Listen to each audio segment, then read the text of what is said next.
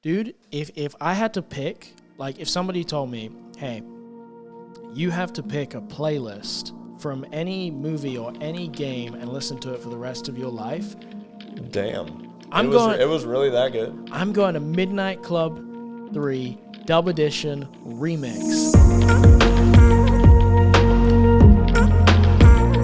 Yo, what's going on, everybody? Welcome to Substance Podcast. I'm your host, Liam. And I'm your other host, Matt.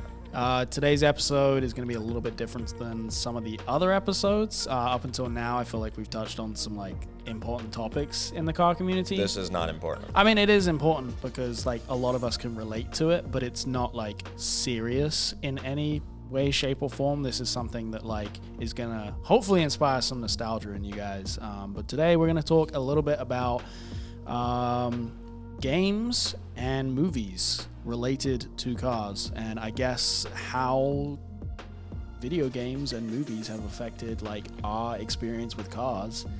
And I know that probably a lot of you guys. You made it sound really good when you just said that. Did I really? Yeah. Is that clippable? Yeah, that was. Yeah. That was nice, good. dude. That was good. No, but a lot of you guys that are listening probably kind of grew up playing video games and watching movies, and that probably helped inspire your taste in cars or even inspire your entire interest in cars. I know that it helped me a little bit, but before we do that, a little chit chat. What's going on, Matt? Well, I didn't tell you this, so I'll tell you in front of our audience here. You're saving information for the podcast? Well, no, I mean, no. I just forgot to tell you this between getting exclusive. home and this now.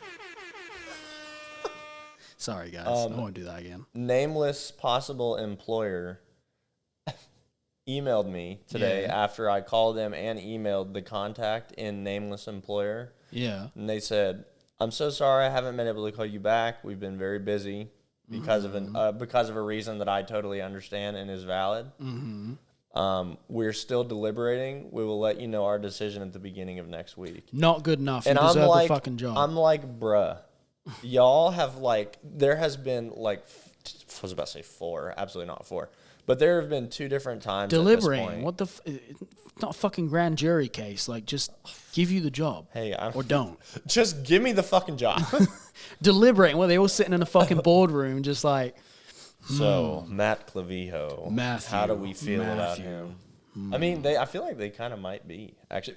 Anyhow, other than that, I'm just waiting on that. Basically, yeah. Honestly, yes. A lot of things in my life would change in a positive way if that were to work out. If it wasn't, well, life goes on. But if it does, I really hope so. I really do. Me too. Because then that would take so much stress off your shoulders, and dude, we can put so much more effort into all of the other things. Which, talking of, I've got a ton of exciting things in the works currently.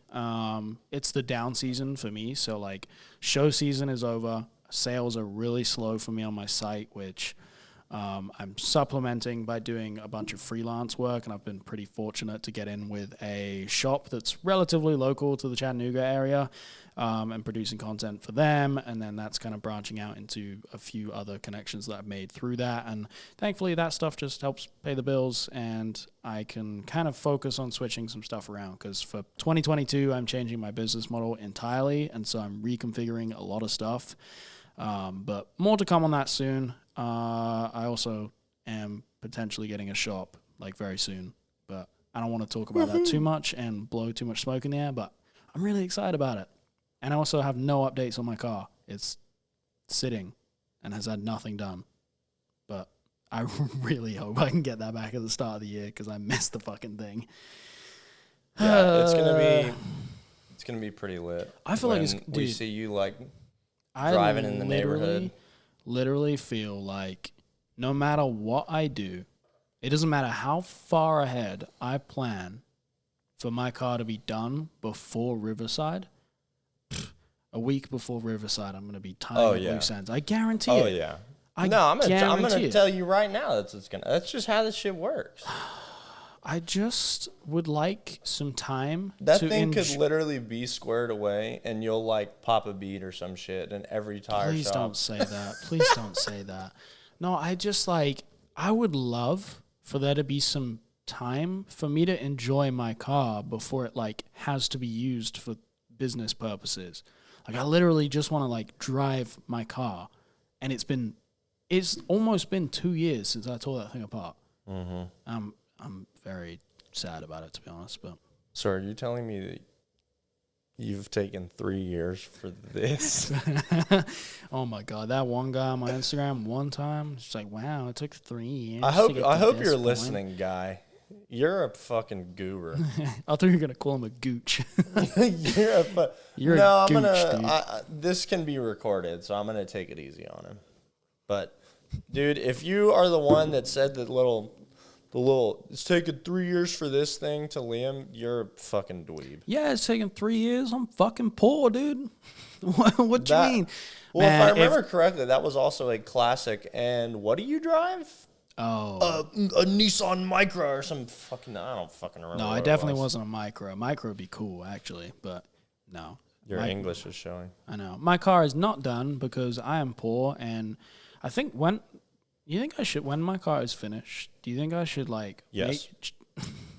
You're just saying yes to it being finished. Do you think I should just like set it on fire? And I'm like, yes. No. Should I make a video where I dive into how much it actually cost me to build the thing?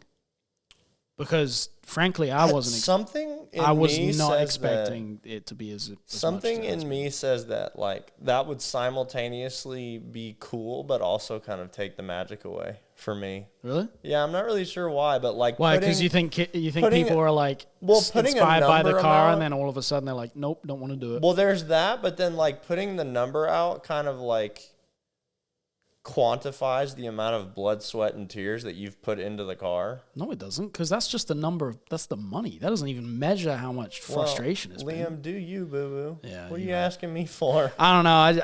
I may do it just because it's one of those things that, like, I mean, that ignorant comment in itself where he's like, oh, it's taken 3 years for this, that literally encompasses people's perspective. They're like, wow, it took you that long. It's like when you realize how much this fucking cost, bear in mind it's a $4,000 car, you probably still say it because you're a dick, but yeah, it's a lot.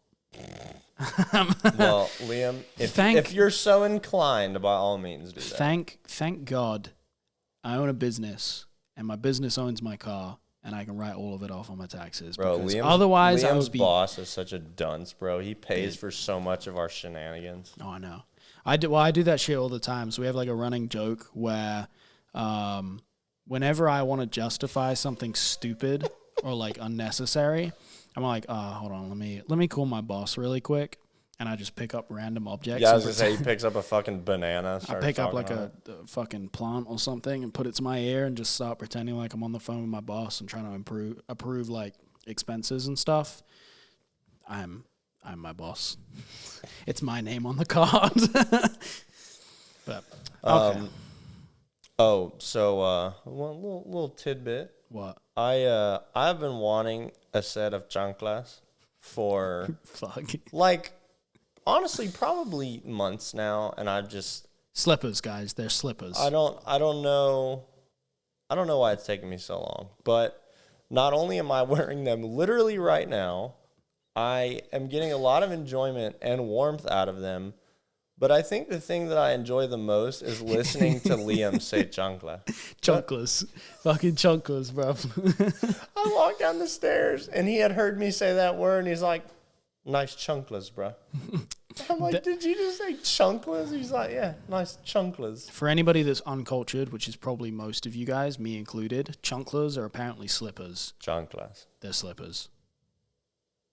Chancla. You put them on your feet. They keep your feet warm inside of the house. They are slippers. You slip them on, don't you? Anybody that you don't chunkla those on, do you?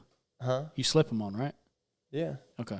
You don't chunkla those exactly. on. Look, they're slippers. If you ask anybody that is listening to this that is Latino, it's a chancla.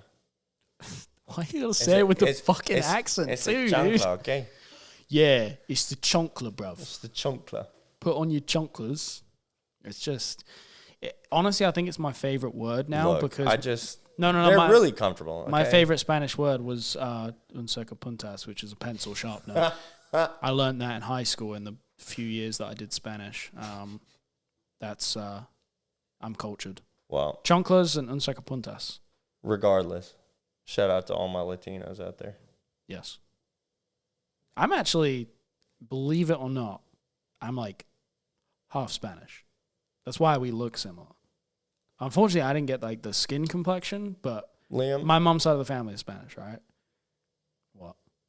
Why are you looking at me with those I eyes? have met both of your parents, and they're quite British. Yes, because we're so from hold on. England. Was your mom born in Spain? No. But her parents were Spanish? Yes. Both of them. I don't know, dude. I just want to make my sure. mom has like Mediterranean skin. I just want to make sure we're not doing the like I'm 1/16 Cherokee. Yeah, dude. Deal. I'm a Jeep Grand Cherokee all day. Let's go. Okay. This would be perfect timing for us to have like a Chrysler sponsorship. We're like, come on down to Chrysler for your Christmas specials. All right. Sorry, guys. We're enjoying ourselves too much. Yeah, So let's talk about some fucking video games and some movies. We literally just like forgot we were on the. Well, I think that's the point, and honestly, I feel like people will enjoy that too, because there's been a few people that have gone on our case and be like, hey, don't be so structured, just have the conversation. So that's what we're doing, and guarantee we're going to record like a 2-hour episode and not touch on the subject at all. No, we're not. And not touch on the subject at all, and people are like, yo, we didn't mean like take it that far. For y'all that, well, none of you know, but me and Liam, we have since decided to do it in a different way, but we did record an episode that we were kind of planning to do like our respective stories. Yeah. What didn't it go over 2 hours? Like, wasn't it like 2 hours or was it just 2 hours? No, it was over 2 hours. It was like 2.5 hours or something. Right? Yeah, I want to say it was like 2 hours, 40 minutes. It was just ridiculous. Yeah, and we were like looking. We weren't even listening to it. We were just looking at the time after the fact. Yeah. And for like 2 seconds, we were looking at each other like, I mean, that could work. Like people, and then we were like, nobody is gonna. I was like, nobody even cares enough about like our stories to go through all. I mean, if you guys want to hear the episode or hear an episode or 2 episodes, we may do an episode on each of us. Like I'll sit down and tell my story, Matt can sit down and tell his, or we could break it up and like we could do an episode where we talk about our history of cars, like the cars that we've owned, or something like that. But like the entire story of both of us in one episode. Oh my, you cannot do it in like less than 2 hours. No. Realistically, if I wanted to do it, it'd be like a 5-hour episode. Mm-hmm. We're not conceited at all, I promise. It was not. It was, well, I have to talk about myself for 5 hours. Liam, that's not what I'm saying. Liam and really any of my friends that hear me talk for more than 10 minutes know this about me. Some of you, if you haven't already noticed in the last like 3 episodes. Well, that, but also like, I get really caught up in details sometimes. So it's like, I'm not even necessarily conceited as much as I'm like just elaborating on shit that doesn't really matter. Yeah, tangents. So, yeah. So. Okay.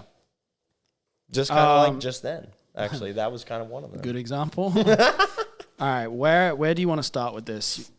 You want to like dive into like a specific game? Should we start on movies? Should we start on games? I think so. There are a lot more games than there are movies, so yeah, maybe we can knock out the movies first. You think? Yeah, I mean, because look, these are real quick. If y'all want to know how extra I am, I obviously knew we were going to do this episode, last night. I didn't just find out about this 10 minutes ago. So what I did is I went on the internet and did some exploring and refreshing of my memory. And I kind of was able to make a list of like movies and shows that have to do with this that I feel like applies to, at least to me, probably a lot of us. But then I went on YouTube and watched evolution of videos on basically every racing game you can possibly think of. This was a deep dive, I can tell. Like, I was in my room staring at that computer and writing these notes on my iPad for like 3.5 to 4 hours. Dude, round of a fucking applause for our executive producer over here. Fuck your life, bingo! He researched the fuck out of everything and made notes, and this is why I love having Matt do this, because I usually come into this and completely wing it. I'm glad that you're more prepared, but yeah, we can start with movies. That's fine with me. Well, the obvious elephant in the room. Yeah, hit it. It's gonna be Fast and Furious. Yes, you know, it is. when you think of cars, car community, movies, you're immediately gonna go to Fast and Furious.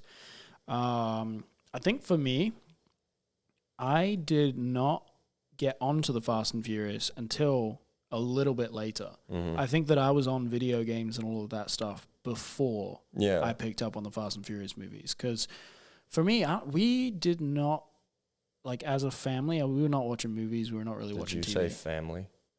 Please stop. Dude, we should have loaded up that fucking thing on the soundboard. Oh, the fucking all the dudes going all of family. the fake Dominic Family. Toretto is just going family, family, family.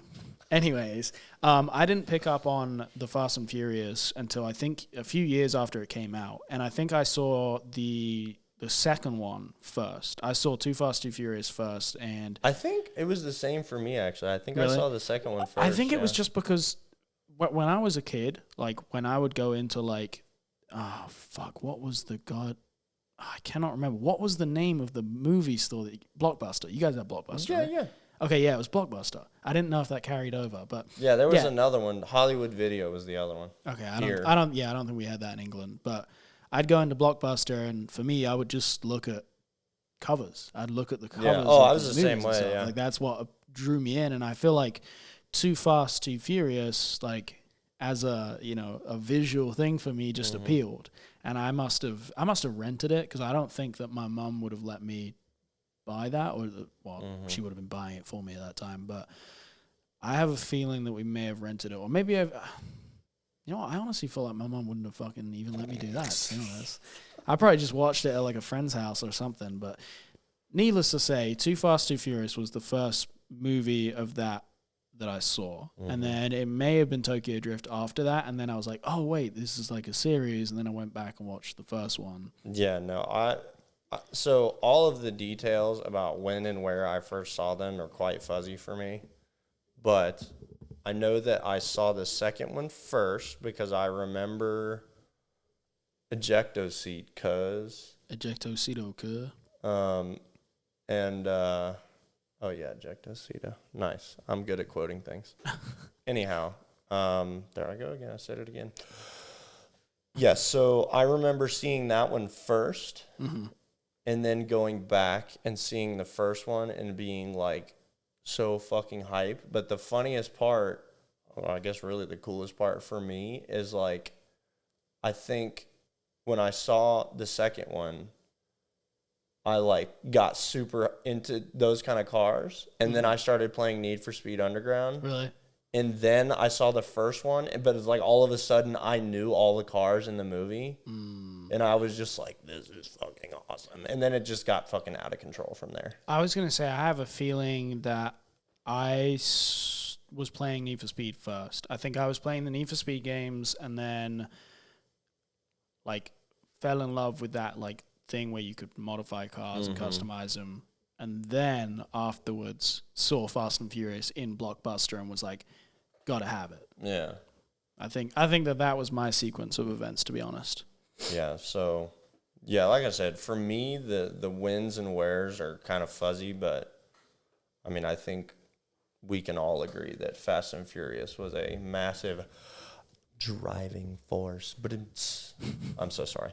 For all of us, really. I mean, it's even, and I feel like at least, like, age-wise, I would imagine at least the people that are, like, our age, when those like came out and we were watching those, like, which none we of should us specify could drive what yet. our age is, because for anybody that isn't watching this, if you're on Spotify or Apple Podcasts, me and Matt are mid to late 20s. Yes. So if you're in our age range, then you probably relate to it similarly. Honestly, I'm curious for people who are younger than us, like considerably younger. I wonder like how that came about for them, because they must have been watching those movies That actually later. Yeah. Or maybe they watched it when they were like really, really young. You know what would have been horrible? What? If the first Fast and Furious that they saw was like one of the later ones where it just went completely off the fucking rails. Oh yeah, they probably. I mean, they would never get an interest in cars whatsoever. They'd just be like, "Oh yeah, we're crime, cool action movie. We're a crime-fighting family that has completely out of this world." Family? I know. I'm gonna stop. Those were some of my favorite like flash in the pan memes, the Dominic Toretto family memes. Like that shit was just so funny. When people using the Snapchat filter that makes you look bold and just recording themselves, like nothing stronger than family. So funny. But no, the Fast and Furious movies I think played a big part in, I don't know necessarily my taste in cars, because like I said, the Need for Speed stuff, for me, I think I was doing that first. Mm-hmm. But, well, I mean, this kind of goes together, but Need for Speed and Fast and Furious both played a part in like my taste in music related to cars. Honestly, me too. Because like the soundtrack to Too Fast, Too Furious was fucking sick. Yeah. And I don't know, I just always associated really badass cars with that soundtrack. Well, it's so interesting actually now that you say that, is it's like, because obviously Need for Speed Underground and Underground 2 and Fast and Furious were like not like officially associated with each other. Yeah. But like similar styles, they kind of like went for the same aesthetic, which I mean makes sense. Obviously the subject matter is the same, but they were kind of just like companions to each other. Right. And like building this aesthetic of like modified you Japanese, just like always, and really at that time like Euro cars. Right, like, you always associated like fucking Ludacris, Lil Jon, any of that shit with just like modified cars for me back then, and that was cool. That always helped me with when I finally got on YouTube and I was heavily just watching like music videos all the time. Like those were the ones that I'd start at, and then I'd go on to like suggested videos or anything. Like I would watch music videos that had cars in them. That was my thing, like always. So damn, I guess that's no like, wonder you're so good at this. I know I feel like that's like another part of this whole conversation is that obviously like music stuff ties into it too, because hip hop or any kind of like music culture has always had a big association with car stuff too, and it's separate from modified cars and the style of stuff that we're into now, but we're starting to see it come full circle. I was gonna say it is. Excuse me again. I'm so sorry. It is kind of, it's interesting because it's kind of correlated. I don't think we need to do a whole episode on that, but maybe we can briefly talk about that in this episode. No, you know what I do want to do at some point? What? If he's listening, I would be super stoked. But my friend Sebastian Rodriguez, he is like the guy that gets cool cars into music videos. Mm-hmm. Like, oh yeah, I've heard his name a couple times. Yeah, I would love to have an episode with him on here, and like we can just talk about how that came to be, because it's fascinating to me. Y'all are friends, right? Yeah, I want to get him on here at some point. I was going to say, you could probably just ask Sebastian, please come on here at some point. It'd be sick. Yeah, Sebastian. I'd like to meet you in a very probably podcast phone kind of way. Whatever, man. Yeah, just come on the podcast, please. So, yes, Fast and Furious. And what I wish I knew more about, and I'm sure there are people that are listening to this that will know more about like the specifics of this, but I really do think it's so cool that like Fast and Furious literally brought this stuff into the mainstream. Yeah, they inspired a generation of people that are now building fucking crazy cars. I mean, because, and what's crazy is there's a couple guys on Instagram that I've just come across just every now and then that are like the guys that owned and or styled a lot of the cars for the original movies. Yeah. And it's like, it's really interesting to think. And what's funny is like one I was looking at the other day, like the dude looks like a dad that would just like pick his kids up from soccer. Like he does not look like somebody, but like back when they were doing Fast and Furious, he was like, like let's do a fucking Bomex kit on this, whatever. So this man, before social media... Before he was a dad. Before social media knew about all of these different Japanese... I mean, I don't know. I guess it's just so crazy and interesting for me to think about like how different all of this was and how different like getting information about, what they were doing in Japan, JDM car. I mean, all of this stuff before social media. like VHS option, hot version, like all of that stuff. Yeah. People were watching that on like VHS. I know, that's insane. And I don't know, it's weird to think like where cars or like where the community would be if Fast and Furious was not a thing. I cannot even imagine. It'd be a lot smaller. It would definitely be a lot smaller, yeah. It'd be more of a niche. I mean, it would certainly still be a thing, I'm sure, but it's just kind of like... Do you know what I think would have happened? What? I think somebody else would have come out with the movie. Not the same movie, but I think somebody else would have come out with a movie that would have had the same effect. Yeah.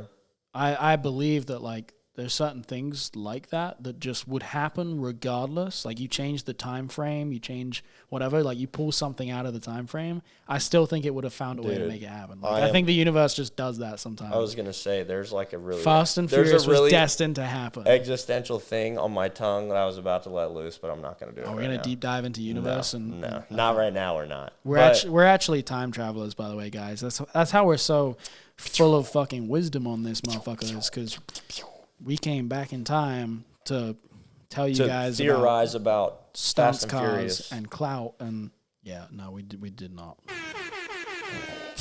Awful.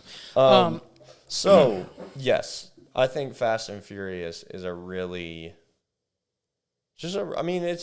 it had a lot of really cool after effects, honestly. Well, the nice thing that they always focused on, at least with the first couple of movies, was that they were so in tune with what people were doing. Like they were hiring teams of people that were actively in the car community. Yeah, like this dad. Yeah, exactly. Literally, we're taking their perspective on it, and we're trying to make sure that everything in the movie was something that could be accurate. Like, yes, sure, there's some things that are fucking ridiculous and definitely aren't accurate at all. But for the most part, like, they were paying attention to what the car scene was about, and we're trying to replicate that in the movie because they were interested. I would argue that they did a pretty good job. I mean, there are some moments where suspension of disbelief, like danger to manifold and the floorboard falls out. Right.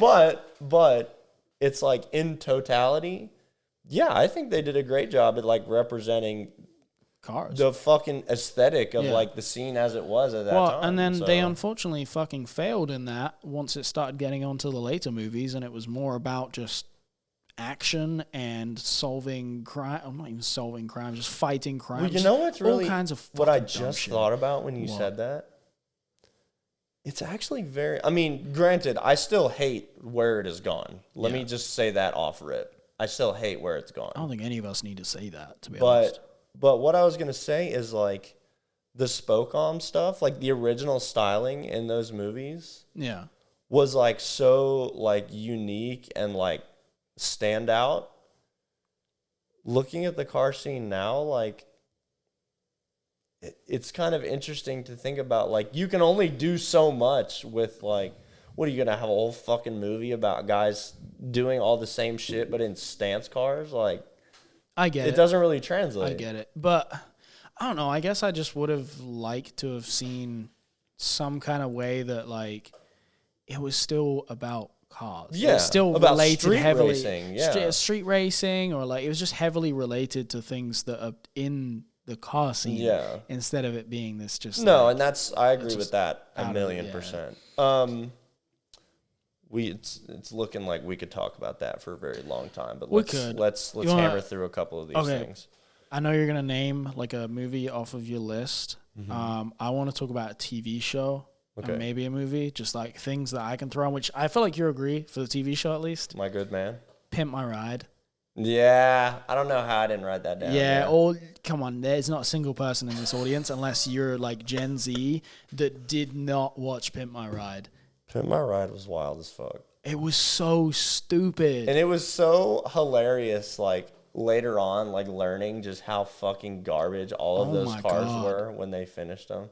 And I'm not going to say that Pimp My Ride inspired my taste, but I sure as shit enjoyed watching it. Dude, they had a UK version, too. Tim Westwood. Tim Westwood was the host. You know who Westwood hilarious, is? Yeah. That's so funny. And it was shot like 15 minutes away from where I lived. Like, I've seen some of the cars. They had a fucking... There was like 10 episodes, and they all had different Volkswagen Polos. No, actually. So I've seen the hearse. There was one with a hearse, and then there was one with a fucking... It was a Capri. Yeah, it was a Ford Capri. Mm-hmm. And it was like white with blue and all kinds of fucking shit. I've seen both of those cars, and I thought that was really cool. Just like growing up watching it, and I saw them like years later, and was like, wow, those things suck. Yeah. But no, it like... Wasn't that a weird blip in time? Fucking Pimp My Ride. Dude, it really was. The fact that the word pimp was in the name of a public TV show. Yeah, I feel like that wouldn't be allowed now, would it? Definitely not. Karens would be calling in. Dude, definitely not. Because a pimp is somebody that, like, ultimately exploits sex workers, right? I mean, a pimp could technically just be somebody who exploits someone for money. They're, like, in control. They're exploiting someone, yeah, regardless whether of sex is involved or not. Exploiting somebody. It's so funny. But no, Pimp My Ride was a fucking good show. It was very entertaining to watch. Yeah. It was. And it was definitely, like... I don't know. I mean, if it did inspire anybody's actual tastes in cars, I'm sorry, but I'm sorry. It was a good show. It's worth mentioning. Unbeknownst to us, all the people that are like very solidly creating like bad rice, yeah, they are the ones that. Dude, there's some. Yeah, I watched Fast and Furious one time, but that was great and everything. But then I went home. Yeah.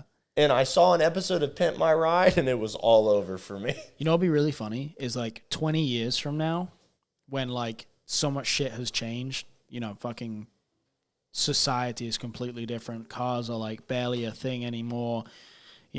Everything's different. Anything that is normal now, you wouldn't even have heard of 20 years from now, right? A kid finds a fucking DVD or something of Pimp My Ride or Fast and Furious. He puts it on and he's like, whoa, this is amazing. And all of a sudden, full circle, that shit just starts up again. And it's I feel like... Just did it again. I feel like that's kind of how shit works, honestly. Sometimes. I mean, history would tell us that that's kind of how things work. I feel like every 50 years there's like a social reset. Yeah. And then all of a sudden things that like just fell off and disappeared. It certainly happens with fashion. So, yeah. I mean, it's not that much of a reach to think it would happen with stuff like this. But I hope somebody listens to this in 20 years and it's like, yeah, I'm going to go build a spoke on car. Bro, if you... I'm going to go build a stance car. If you are listening to this podcast in 2041, shout out to you. Shout out to you for digging through the depths of the internet to find this fucking podcast. I don't even think the internet's going to be a thing in 20 years. You think about how fast everything progressed. That's fucking terrifying. You think about how fast everything has progressed. How 15 years ago... I can't remember the actual figures, but since the 90s, we have progressed technologically more in 20 years than 150 or 175 years. That's what I'm saying. 20 years from now, if we keep having this exponential fucking... Oh, no. craziness. Liam, what was 20 years ago? What was 20 years ago? It was 2001. 2001 was 20 fucking years ago, Liam. Yeah. What the fuck? See, look, anybody... Y'all, okay, I'm 28 years old, so I feel like anybody else that is in... 27, 28, 29, 30 is the same way. When you hear 20 years ago, you remember 1980. Things. Yeah, you remember things in the late 90s. I don't. Because I was born in 96, so I remember things in 98, 99, barely. Yeah. My little sister was born in 2000. That's really fucking my little sister was born in 99. Crazy. All right. What a dumb subject to talk about. We're hypothesizing the future. So... God damn it. All right, so he said a show, and I thought of another show. Perfect. We won't spend a lot of time on this because it's a motorsport thing, which is obviously my focus more than yours. But please say Top Gear, because I hadn't. No, but that's a fucking good one. Yes, it is. How did I fucking forget about that? Oh my fucking God! I feel like not enough Americans watch Top Gear. Do you want to know why? Because they probably watched an episode of Top Gear US and were like, this is absolute garbage. Look, Rutledge, if you're listening to this, I love you. I think you're a great guy. But fuck, Top Gear US sucks ass. Top Gear in the UK, the OG Top Gear. Fuck, what a good show. Yeah. What a fucking good show. Yeah. Like, back in its heyday, what a... God damn. Back in its heyday, fucking... The last season that they did was still fucking great. Well, yeah, but like way back in the day, it was the best. I would. Oh yeah. Me and my dad would sit down. When Jeremy Clarkson was a younger man. I was gonna say, me and my dad would sit down. Like when it airs, like we were on the couch watching that shit when it airs, and like I don't think I've ever had a show that I did that with. Yeah. And Top Gear was always that show. You know, it was great. I don't know why I didn't even think of this until right now when you said Top Gear, but I kind of want to hit on the old Japanese videos that people would get their hands on over here. Yeah. Fucking hot version. I think it was either VHS option or option. Look, I'm sorry, y'all. Okay, I'm not as well versed as some people. Dude, but I don't know a single one of those. Really? No. Okay, we need to go through and like find some because they're just like they're super. I mean, they're just really cool. Do you know who Keiichi Tsuchiya is? No. You do not. Okay, Keiichi Tsuchiya is the Drift King.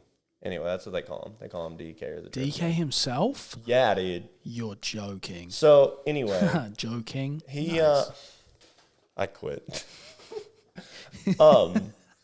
Anyway, Gets so up and leaves. he did at least 2 different shows. Yeah. And there was just other like really cool Japanese video content from like I want to say all the way back to the 80s, but for sure the 90s. It was actually a show? Through the 2000s. There were several of them. Oh, no where shit. they would do, I mean, they did all kinds of shit. I mean, they did like Top Gear-esque stuff. They did a lot. Was it all in Japanese? Yeah. Okay. They did a lot of like performance testings where they would take it to like XYZ track in Japan and just fucking send it. Like Keiichi Tsuchiya is arguably one of the best drivers ever that anybody like knows about. Damn, I'm kind of disappointed that I've never seen this. So, well, that's what I'm saying. We'll go through and look for it. And like I said, some of y'all are going to know more about what's what with this than I do. Please send it to us. Yes. So we can go find it and go watch it and get more acquainted with it. I'm absolutely down. The ones that I have seen, I just enjoyed the fuck out of them. So, yes, y'all send us some because obviously we're not as well versed as I'm sure some of you are, and we wish we were. So you want to know a movie that is not on your list, or actually no, 2 movies that are not on your list that were like a huge part of my interest in cars growing up. One of them, The Italian Job, like the original one that is the British movie. Please, guys, if you're from the US and you associate The Italian Job with what's his fucking name? Mark. With Mark Wahlberg. Wrong answer. Wrong. The Italian Job was a movie in the UK that all I can remember is Michael Crowe was in it. You're only supposed to blow the bloody doors off. Oh my God, this movie was so good. The intro scene, I don't even remember the actor's name, but he's driving in a Lamborghini Miura on a mountain road in Italy. He goes through a tunnel. The mafia blows his shit up and then pushes the Miura off the mountainside with a digger. And there is like 50 mafia bosses just standing there. This movie is so good. If you can find a way to watch the original Italian Job, it is one of my favorite childhood movies ever. And it didn't inspire my taste in cars, but it 100% just, it was my top Liam movie likes for mirrors cars. that are on fire falling down mountains. Huh? Yeah, no, this movie was just so good. Well, I mean, we should watch it because I haven't. Okay, yeah, we have to. We have to. And if you guys have seen it, please let me know in the comments because it's such a good movie. Yeah, well, we got to watch that. What's the other one? The other one, any James Bond movie. Literally any James, that like I was obsessed because the car chase scenes, my entire life I feel like has been based off of car chase scenes. Matt, you know you're not out of the camera when you start. No, it's not trying. I'm trying to make sure they don't like hear that. For the people that are not watching, who don't have any idea what's going on. Matt keeps leaning away to like itch his ear or whatever. Well, I'm sure you guys don't want to hear the of my fucking. We're not even gonna talk about that. It's gross to think about. Okay. Any of the James Bond movies, like I feel like my entire life was based off of car chase scenes because that's all I cared about. Yeah. I remember there was a Looney Tunes movie that had a chase scene in it with a TVR. You know what TVR is? Yeah. That's all I cared about. Any movie that had a car chase scene was my shit. And that's why I fell in love with cinema and why I got into like making videos, was because I grew up obsessed with car chase scenes. And so, yeah, James Bond movies, oh my God. What was the one that he had a BMW? I'm going to tell you right now. There's so many James Bond movies, and they all have different cars. The one with the E38, the 7 Series, I think that's right. Yeah. And it like self-drives. The scene with it in the parking garage where like people are trying to break into it to like get something out of the glove compartment and they can't get in, and he like remote starts it and like takes off from like wherever he's standing and then runs and like jumps in it, and it's this whole chase scene through this parking garage, and it ends with him jumping out and launching the car off the top of the parking garage. Someone knows, but it's not Oh me. my God, it's like one of my favorite scenes ever. I love the James Bond movies when I was a kid. That's why I love Aston Martins. So I'm gonna own an Aston Martin at some point. Doesn't matter how terrible they are. I just want one. I have to like fulfill that.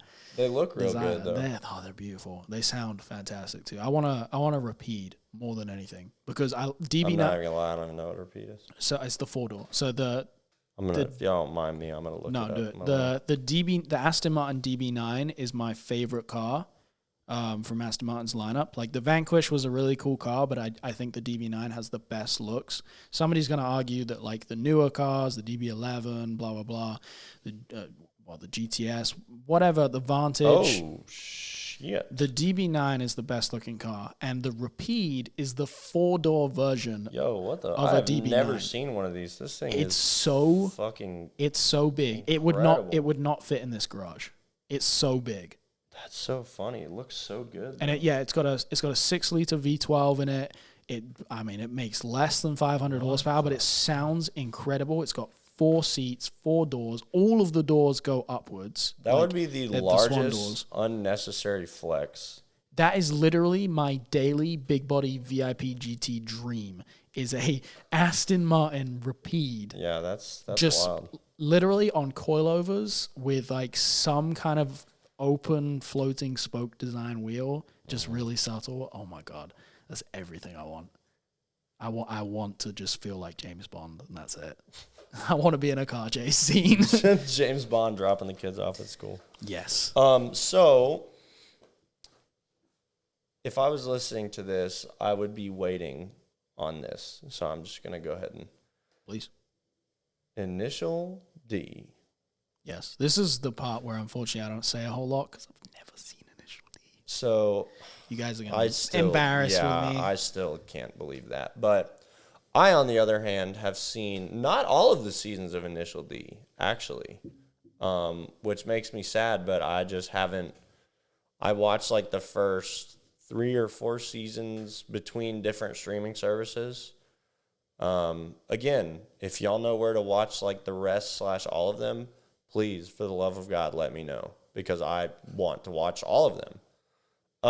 But Initial D is, I mean, aside from just being a really like good, compelling story, it also had like a lot of after effect, I would say, as far as like how cars were, I don't want to say portrayed, but perceived. Perceived, but also like it definitely had an effect on A, car video games, but B, like really just anime, manga, art. Yeah. About cars, like, because there were 2 other ones that were shows that were only in Japan, and I've seen 1 episode of Shakotan Boogie. I have never seen an episode of Wanga and Midnight. And those were they were also animes. I think that's why I didn't watch this, because I've never been into anime ever. I know that there's probably a bunch of people that are like disowning me right now, but I've just never had a thing for anime. I've never cared. On the other hand, am not. I'm very specific about the anime that I like, but I like to think that I have good taste, I guess. Well, whatever. I'm not going to get into that. But yes, the point is Initial D, first of all, has done nothing but drive up the prices of AE86s into infinity. But I mean, it's a really cool show. To the extent of my knowledge, that was really like revolutionary. Not graphics. What's the word I'm looking for? Animation. Yeah. Yes, that was really revolutionary animation for its time in regards to like car stuff. Yeah. Well, because there probably wasn't anything else like it, right? I mean, there still isn't. No. There is more now, but I don't want to say that there was not because, again, this is not my area of expertise. But there could be, and we only know about it. Right. Yeah, that's but fine. It was very. Nobody can deny, whether they know more than me or less than me. Nobody can deny that Initial D was incredibly influential in regards to Japanese modified cars. But yeah, I'm kind of gonna leave that there because I think I've said what I am qualified to say. I'm qualified to say absolutely nothing on the subject. But yes, I know if I was listening to this, I would kind of be waiting like, well, when are they gonna talk about it? No, Initial D is just something that I personally could just watch the shit over and over and over again, and it's like, now, do you know what Eurobeat is? That sounds very familiar. So Eurobeat. Okay. Initial D, the soundtrack, just the music in that show is Eurobeat. And I can show you. Is that a genre or an artist? That's a genre. No, it's a genre. Okay. And it's now that makes sense. I think I know what I associate that with. Eurobeat is inseparable from Initial D. At least for me. There are probably some people that are just enjoy it for being Eurobeat. But for me, and I feel like a lot of other people, Eurobeat is inseparable from Initial D. What I find even funnier is I have found out over time that this is not just a me thing. This is a most people thing that have seen Initial D. Yeah. If you are on definitely a mountain road, but if you are on like a road that is in any way capable of you being able to like have a spirited drive, and you turn on Eurobeat, it's over, dude. Like you just drive off the edge and die? No, like you just can't like not have fun. Fucking become somebody in the show. Like, oh, guess what? Like last time I was listening to Eurobeat. Watch me not become that person in my 9,000-pound truck as I drive off the edge of a mountain. I was driving my Forester. Yeah. That struggled after like 70 miles an hour. I was listening to Eurobeat one night, and I was going down 127. I pushed that little bastard to 107 miles per hour. 107, baby. Hey, y'all, for a 2002 Subaru Forester? Yeah. I was boogieing. All right. And that was the only time I've ever gone even remotely that fast. And I was just fucking like redlining everything. And it was literally only because of Eurobeat. So, yeah. I really want to like get him to watch it, but I literally don't even know if he like would even give it a chance because he's just not into anime, which is fine. I'm not giving him shit, but if it is, that is a really like I can't think of the word I'm looking for, but that is a really, I almost want to say like valuable show to have at least been exposed to if you're going to be into this kind of stuff. But damn. I can't be into it unless I've seen it. My bad, guys. Liam, I'll come back in the future. Yeah, next episode and all the episodes after that, I hope y'all like me because Liam's gonna have to check out because he's never seen Initial D. So, can we move on to games? Yes, we can. All right. Because I know there's a lot of movies, but those are all like newer movies, like Baby Driver. Well, the other thing is I was literally just gonna go into a thing about like a couple of F1 stuff, like Drive to Survive is kind of what got me into F1. Drive to Survive? Yeah, it's a Netflix show that was kind of about F1, but then also like behind the scenes. Well, if it's on Netflix, that's a little modern, isn't it? We're talking about shows that are like way back that inspired our tastes and stuff. All right, so games. Where do you want to start with games? Let me see. Because I know let me see what all we got here. The first game that I actually played, I didn't get any consoles until like always later, right? So I got a PlayStation 1 probably a few years after it came out. Like, wow, my dad decided to treat me. I'm pretty sure my dad bought it for himself and was just like, yeah, you can like play with it sometimes. I got addicted to Gran Turismo so quick. So quick. I am going to tell my sad story right off rip. Sad story? Okay. I had a PlayStation 1. Yeah. And I never got Gran Turismo. Oh, man. Because I just didn't know about it. Okay. Looking back on this every time, I just get so sad. Because the only Sony game system I ever personally owned was a PlayStation 1. And come to find out later on, when everybody that's into this stuff now is playing Gran Turismo, I was playing like fucking Tony Hawk Pro Skater. Which granted, right, there's nothing wrong with that, but like, I wish that I had been like super into fucking Gran Turismo. Like, Gran Turismo was good because it like, I don't know, I feel like it taught me the value of money. Because you actually had to like work to earn your money on that. Like for the earlier ones, I don't think there were cheat codes. So you couldn't just like unlock all the cars and have unlimited money or anything. Like you actually had to go do all the races, get the money, and buy the cars. And so like, I don't know that I enjoyed that, but I still played it. I still like did that and got the cars that I wanted to. So watching one of the mini evolution of videos last night. Yeah. Watching the one for Gran Turismo it just made me even more sad that I was never like, I didn't even like knew it. I did not even know it existed until much later because so not only were the graphics pretty crazy for the time, but they were also taking like sound design. Just they were like really paying attention to the details, which is kind of commonplace for a lot of like car games today, like sim games and stuff. Yeah. But this was back then. Yeah. This was I wrote down this was in 97. This was 1997. So the first, I never played. I guess I didn't play the first one. It was 2. Even still, Gran Turismo 2 on PlayStation 1 was like my first racing game because I did not have a PlayStation 1 in '99. It was easily 2002, 2003 when I had a PlayStation 1, and by then probably the fucking PlayStation 2 was out. But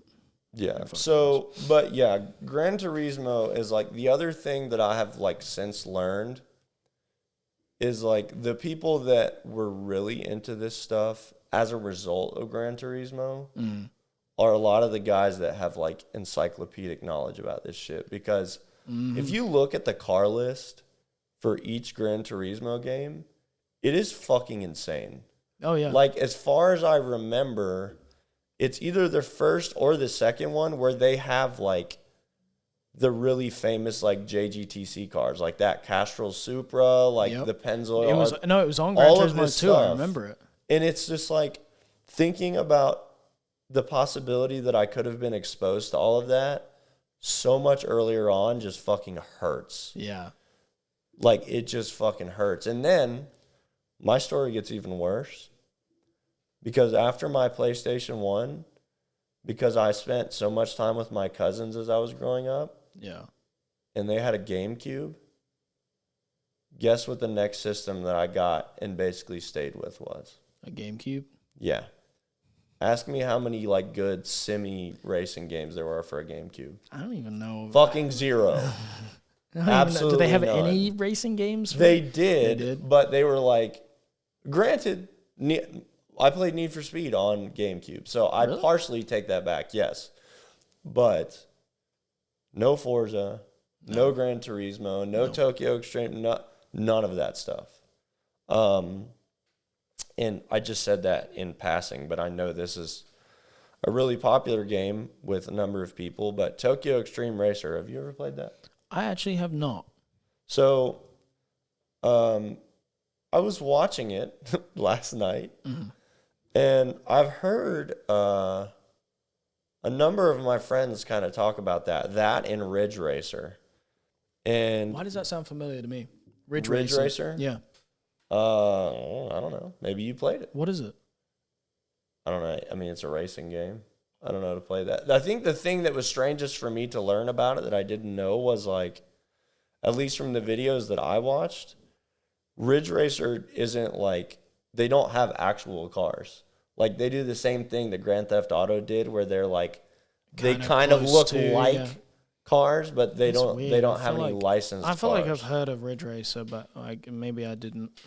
I don't know. But yes, I just kind of wanted to like mention that. I'm glad you mentioned Grand Theft Auto too, because that was also another thing. Like it wasn't directly a car game, but it was kind of developed partially into one. Right, because obviously we can touch on Need for Speed. We don't need to touch on it too much because I think we can universally agree that Need for Speed was the biggest fucking game for all of us. Right. But like, did you ever play Need for Speed Carbon? Yes, it was a fantastic game. Okay. But we need to go through like what a cool fucking name too. Yeah. Need for Speed Carbon. But I was gonna say, cool. Grand Theft Auto, like Need for Speed Underground 2 was like the first like free roaming game. Grand Theft Auto was then like that was an open world game too, and that was the most exciting part for me. Like Need for Speed was obviously amazing because the whole customization thing. That's like the biggest thing for me out of Need for Speed. It was like, dude, when I was a kid and I'd play Sims, I'd just build houses. Same thing on Need for Speed. I just build cars. Yeah. I was the same way. But Grand Theft Auto, like, you could just cruise around and do whatever. Like, you could do anything. The map felt like it was so big. People. Yeah, like, it was cool as shit. You cannot complain with that. Grand Theft Auto, to me, is such a hilarious, like, phenomenon, I guess is what I'll call it. Like, the early ones were hilarious to me. The fact that one of the most popular and like heavily played games, I would say probably of like all time, is, I mean, it makes sense that it's very much like a Second Life type game, but it's like, it's a Second Life type game where you will like, can go out of your way to beat somebody to death with a fucking baseball bat. And then just be totally unfazed by the fact that you just did that. Yeah. But no, okay. Let's run through all of the Need for Speeds because... Really quick before we do that. Did you ever play Burnout? Yeah, I know. I want to talk about that, but I want to get through Need for Speeds first because Burnout was such a good game. All right, do your thing. Okay. So on the list... Hot Pursuit 2. Hot Pursuit and 2. And Hot Pursuit 2. I think I remember playing Hot Pursuit over at a friend's house. And Hot Pursuit was the... like more exotics and like running from police, right? I mean, they were both kind of because you couldn't do modifications on Hot Pursuit. It was all about police chases, and most of the cars were exotics. I don't think I ever played the first one. I remember specifically playing the second one. Okay, I could have sworn that that's what it was. But okay, Underground and Underground 2 is where most of us or you guys listening definitely were involved. And I got Underground 2 first, and I mean, it was just so good, dude. Yeah. Free roam, modify cars however you want, get so crazy with it. And, dude, the list of cars that they had in that game I thought was so interesting. Oh, it's kind of crazy. I really liked the fact that I could get, like, the same Ford Focus my fucking dad had. Yeah. Like, that was really cool to me because all the other games that I had always glorified, like, nice cars. The one thing that continues to this day to drive me crazy because they never have it. Mm-hmm.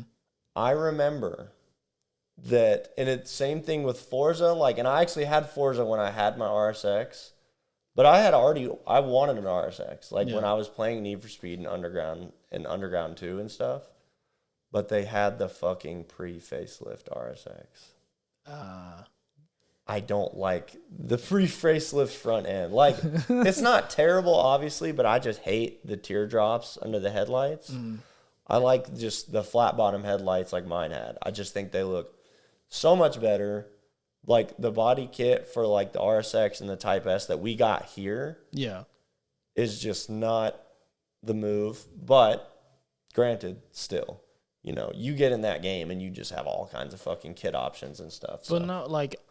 I loved the fact that you could get like the regular everyday commuter cars that I was used to seeing in a game, and then I could customize them however I wanted. And I think that's where like my love of like especially how the scene is in the UK, where people like can't necessarily afford to have the craziest platforms. Like everybody has those cars. They have those like regular commuter cars, and they make them cool. And so I've always just like that. I think that game always just helped put it in perspective for me that you didn't need to have the craziest platform. Like you could go and. I could have sworn that they had there was a Peugeot on there, wasn't there? Would you say that you didn't have to have the craziest car? It just mattered how you executed it? Yes, always. I don't know why you're so blown away by that, but yeah. No, absolutely. I was trying to make an allusion to past episodes where we talked about the emphasis on executing things. Well, no, hey, it stuck with me. That's how that came about. I was. But yes, it was super. I remember my habit was. I decided. I mean, granted, I would make other ones that obviously deviated from this, but like the cars that I was like serious about, they all like. I wanted to make it so that I could like go home, in the game. Anyway, I wanted to make it so that like any car that I had, they would know it was me. And like my thing, I remember specifically my thing was it would be black. It started out black with green underglow because of those Civics at the beginning of the first Fast and Furious, right? Yep. And then I would have like those ridiculous fucking tribal vinyls, like just, I think there was one that was like a wolf, and I was just fucking putting that bitch everywhere. But after that, started changing up the underglow and shit. But the point is, and then I can't remember, one of the two of them, you basically could have like a crew. Yeah. I can't remember. I think it was two. I think it was the second one. Yeah. I think did it not? It may have been something that came into some of the later games, the crew thing. Well, it was in Underground 2, or Carbon. Yeah, it was in one or more of those. We just need to go back and play those games, to be honest. Yeah, no fucking shit. But okay, the next one on the list, Most Wanted, which for me was one of my favorites. Because, Most Wanted was the one that had the fucking, the E46 M3 GTR, like the wide one that was like the final boss or whatever. But not Hot Pursuit, Most Wanted was the one where you had to do the police chases and you like had to cause as much damage as possible and like get away from them. Yeah. Okay, I vaguely remember playing that. That for me was one of my... Oh, I'm so sorry. That for me was one of my favorites of the series, because those police chases were so intense, and you had to like level up by beating like whoever ran the streets at that time or whatever. And then when you beat them, you'd win their car, and then the final boss was that E46, and I think that was the cover car too. It was. And there was there a police C6? I think there was a C6 Corvette police car, maybe. That, I don't remember. That to me was a good game. Underground 2 was definitely the most influential, and then I got Underground 1, and then Most Wanted came out. Fantastic game. Carbon is the next one. Carbon was so good. Carbon was fucking great. And you know what sucks is for some reason I've always had this like blank in my mind about Carbon because the copy that I had scratched the fuck out of itself and wouldn't work. And my parents wouldn't let me fucking buy it again. And so I never got to actually like complete that game. No, Carbon, I remember, this is super like strange, but I remember. The drifting, right? Carbon, like, I have this weirdly visceral nostalgia about sitting in my parents' living room playing Carbon. And it was just like, I remember feeling like Carbon was like, both Underground games put into one and then like further perfected. Yes. That was Carbon. The mountain drifting stuff on Carbon was so cool. Yeah. And then Pro Street. Pro Street came after that, and Pro Street... I never played that. Did you not? Never. So Pro Street was the one where they changed it up, and I don't know if it was because they were trying to be like...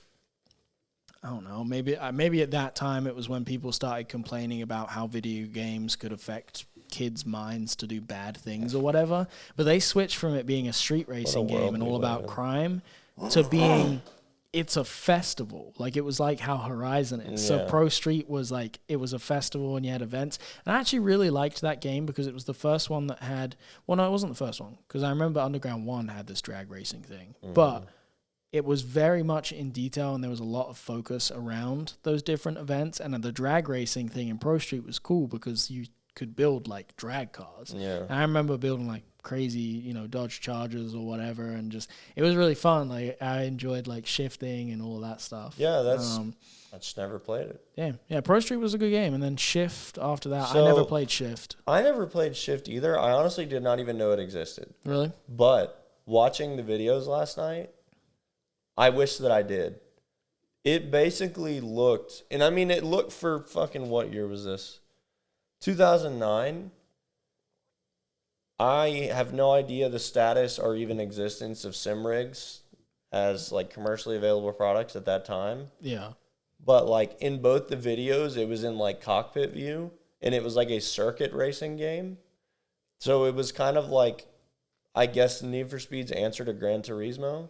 Which and I guess looked great. I'm going to assume that that's where most of the audience fell off, because I felt Pro Street was the last game that I played, and I enjoyed Pro Street. You could still modify stuff, but I think a lot of people fell off after that. I mean, if you guys kept playing Need for Speed, I'm telling you, dude, when I was watching that video, it just looked super cool, and it was just not something that I ever knew that they did. Need for Speed. Maybe it's just me, but I never really cared. Like, I loved racing games, but I'm not that competitive of a person. And I also did have a problem with racing games where I would get very aggravated at like losing or whatever. And so I made the smart decision at like probably what year was that?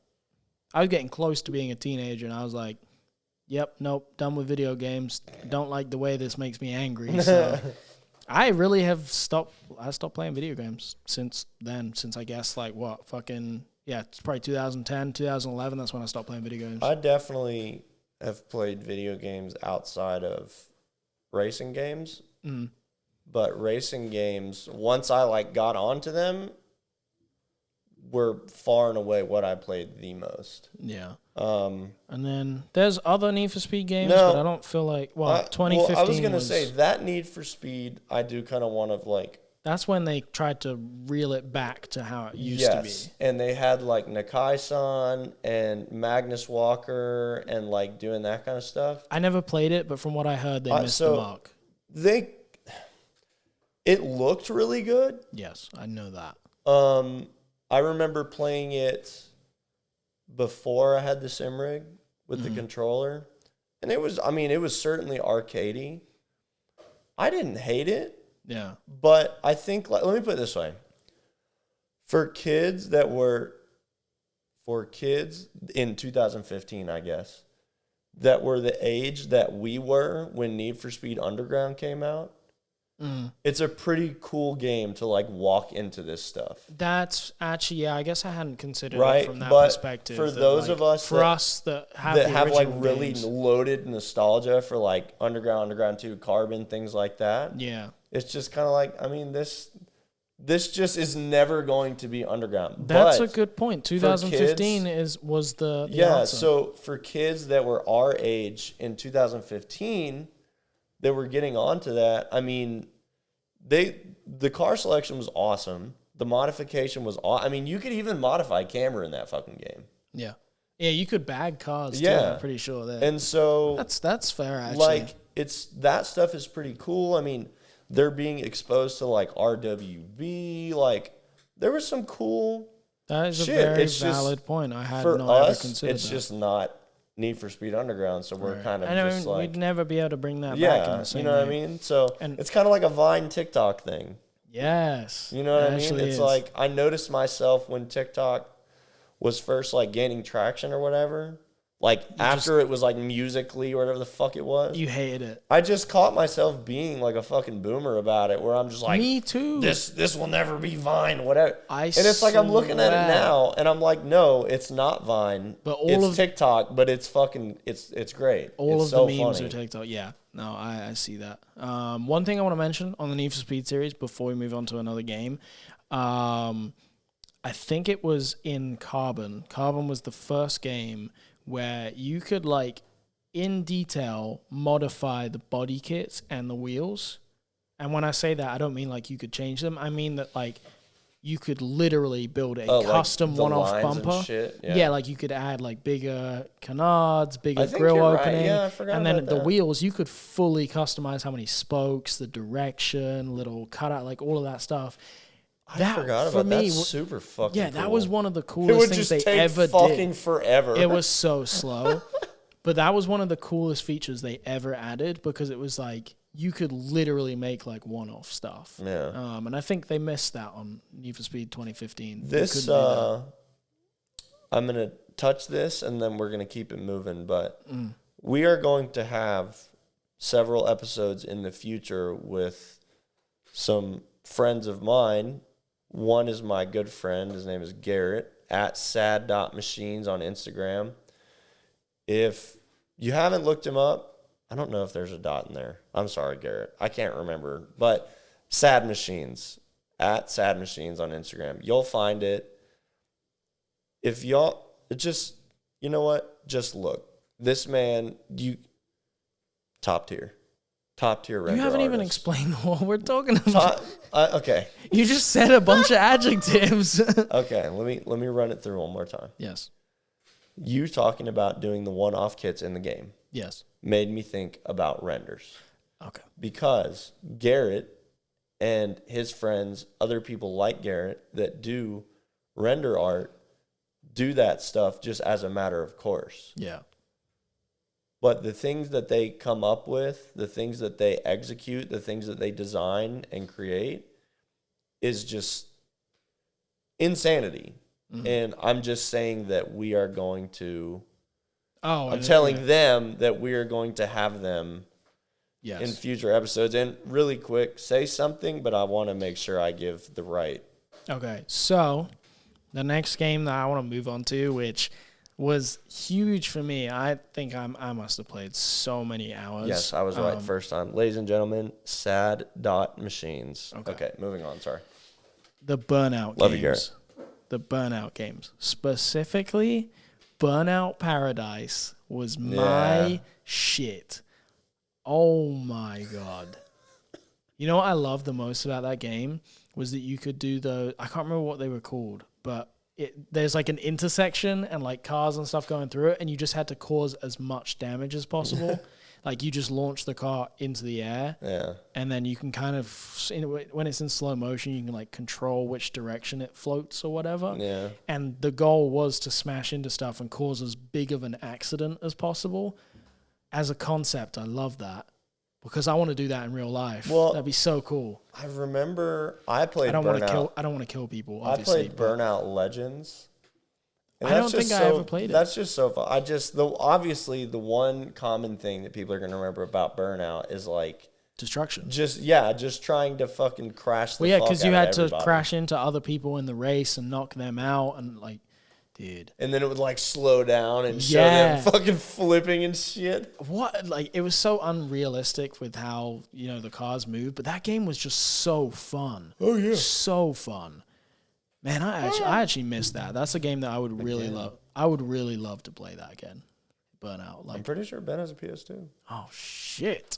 There's another game that I just randomly thought about when we were talking about that, and now of course I can't remember. Ben played it forever, but it's like never mind. Whatever. The whole game is literally like a demolition derby, basically, and I can't remember what the game's called. Okay, Forza. I can't talk about Forza at all because I never had an Xbox. So Forza is, I was about to say unfortunately, Forza's not that bad, but it's not Gran Turismo, so that kind of sucks. But no. And all of Forza the good ones, all of the Horizons are now like newer and they don't necessarily affect anything for us now. Yeah, but they're still really good games. Well, I was always Forza Motorsport. So I had Forza Motorsport 5, 6, 7, and then Forza Motorsport 8 apparently is coming out next year, I believe. So, anyhow, Forza's great, but the thing that, at this point, graphics-wise, I would argue that Forza and Gran Turismo are, I guess since Gran Turismo was here first, I will say that Forza is keeping up with Gran Turismo, graphics-wise at this point. But what Gran Turismo has had, and will probably always have on Forza is the car list. It's just the licenses so much more comprehensive on Gran Turismo than it is on Forza, and it just makes me kind of sad sometimes. But do you know what I think back to? Because I had Gran Turismo 4 on PlayStation 2. I think it was either 3 or 4, but that one of those Gran Turismos that I played back in the day. I always remember it was either Ferrari or Lamborghini was missing from their car list. Because of the licensing, something or other. Yeah, and they're like, we don't want cars in that game. It Well, drove me nuts. I can't remember which one it was, and somebody will know, but I think I remember still can't figure out the status of, like, because there for a little while, Toyota was very fucking weird about their licensing. You know what? Actually, no. Maybe it was Forza that didn't have Ferrari in it. Maybe I have no idea. One game didn't have like a specific car group in it that was definitely important for it to have. So yeah, I don't know if it's still a thing, but I guess maybe they still do. But there for a little while, for sure, Toyota was didn't like want anything to do with it. None of the games, none of them. Like they didn't give the license to any of the. I have no idea why. I don't know what happened. I don't know what changed, but it was really strange. But yeah. So overall, Forza obviously grew up in the shadow of Gran Turismo. I would argue that it's still kind of in the shadow, but for me, it definitely has, its own charm, and the graphics are really, I enjoy them. Yeah. Honestly, I enjoy them, and having an Xbox and not a PS2 for the sim rig, yeah, sure. I would love to be able to play with all the cars that they have on Gran Turismo and certain parts of Gran Turismo, but I don't lose sleep because I have Forza and not Gran Turismo. I get plenty of enjoyment out of it. So. Hey, Horizon's a great game. I love Forza Horizon. You know what's hilarious? What? You don't. I'm just not really about. I guess I'm so fixated on sim games. Yeah, I was gonna say you actually like. I just can't really racing get and into being it. boring and stuff. I like being boring and stuff. Fucking boomer. I like destroying things. I'm a boomer now because I like motorsports. I like destroying things, crashing, jumping, killing people. Those are all the things that I love to do. Which, moving on, Midnight Club. Oh. So, as I was watching that, the only one that, speaking of Blockbuster, every time I would be looking for games to rent on my GameCube. Mm. I specifically remember, same Blockbuster every time, near my house. Yeah. And the copy of Midnight Club Dub Edition was always right there.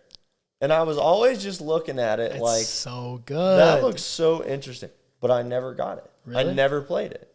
I have never played a Midnight Club anything. And here's the thing too. When I was watching it, when I was watching the video of it this motherfucker's got his mouth wide open. When I was watching the video of it last night, I couldn't help compare it to a lot of the other games that I did play. Yeah. And it really didn't look that impressive. Granted, I've never played it, but... No, okay. There was nothing impressive about... Midnight Club 3 Dub Edition was the game, right? There was nothing impressive about it. The graphics weren't anything crazy, blah, blah, blah. You could customize cars. You were about to say it was the music, aren't you? Holy Dude, if I had to pick... if somebody told me, hey, you have to pick a playlist from any movie or any game and listen to it for the rest of your life. Damn. It was really that good. I'm going to Midnight Club 3 Dub Edition Remix soundtrack. Now I need to go listen to that because I didn't know it may not be your that. Taste, but okay. He's backpedaling now. No, it may honestly it may not be your taste, but dude, okay, I remember we did a family vacation where we came to the U.S. and did an RV tour up the coast of California. Yeah. And how British of you. I know, right? I did not have an MP3 player or a phone or anything that I could listen to music on. Mm-hmm. You know what I had? I had a PSP and I had Midnight Club 3 Dub Edition Remix. I'm still so upset that I never had a PSP. Really? Because, again, here, look, if y'all are noticing a pattern here, I find out about cool shit So did I. so long after it happened. And it's like, don't get me wrong. I love Nintendo and it has its own charm. But Nintendo, having only Nintendo shit robbed me of so much. And I didn't realize at the time that that's what was happening. Dude, I was listening to gangster rap when I was a kid and you were playing Mario Kart. Yeah. Dude, Midnight Club was so good. The soundtrack was everything. I literally, on that trip, I would just put the game on. And just let it sit there. Yeah, I just put it on pause and just listen to the soundtrack. It was so good. And I really hope that there's someone listening to this that's as excited about Dub Edition's fucking soundtrack as I am. Because I would listen to it now. I would hop in my truck tomorrow if I had somewhere. Well, we do have somewhere to drive. I'm going to North Carolina tomorrow. I'm playing Midnight Club 3 Dub Edition remix soundtrack on Spotify. I'm excited for that drive now. All right, so stoked for you. Stoked for you about that.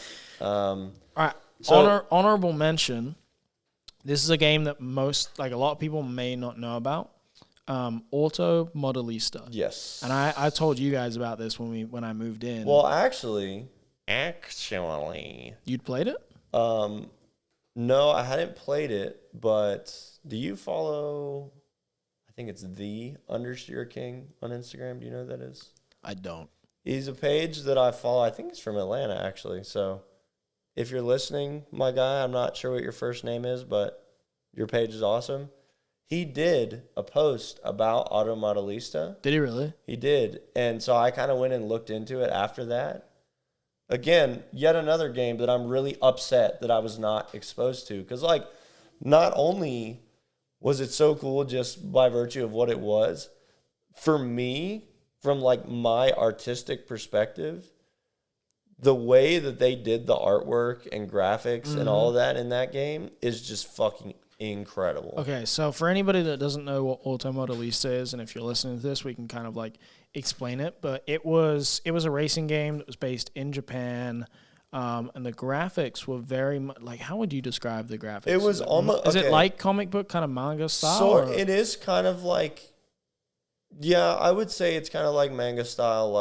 It wasn't realistic by any means, but the I don't know what it was. Something about it was artistically. It was anybody really cool. that has played, I was about to say BioShock, great game, but it's not the great Borderlands.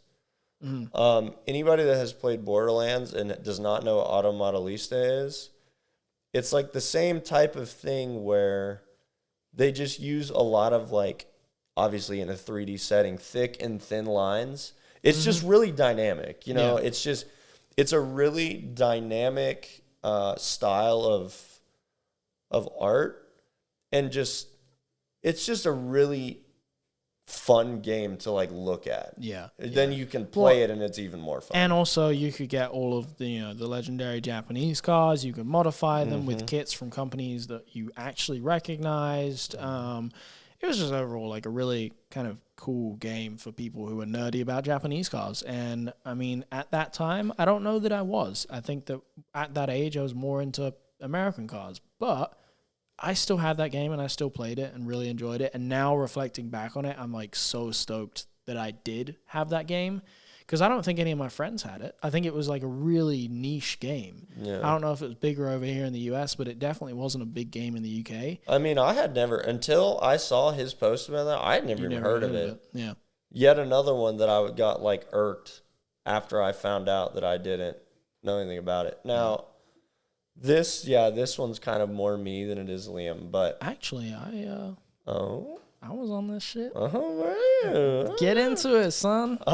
Colin McRae Rally. Good old Colin. Shout out to the king of it all. Rest in peace. So, what does it say? 98 is when the first one came out. Definitely didn't play that one.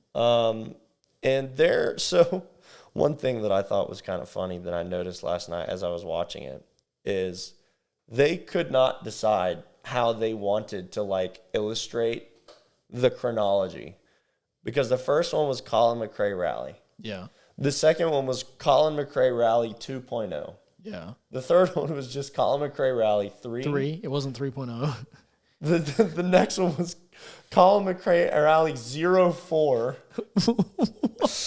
The next one was Colin McRae Rally 2005. And it was released in 04. What?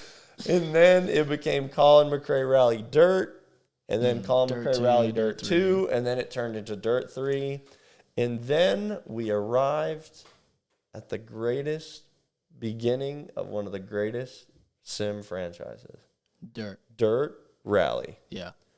I got Dirt Rally when it just, like, that was one of the only games that I, like, waited in line for a midnight release for. Really? And it was, like, me and, like, 6 other dudes, right?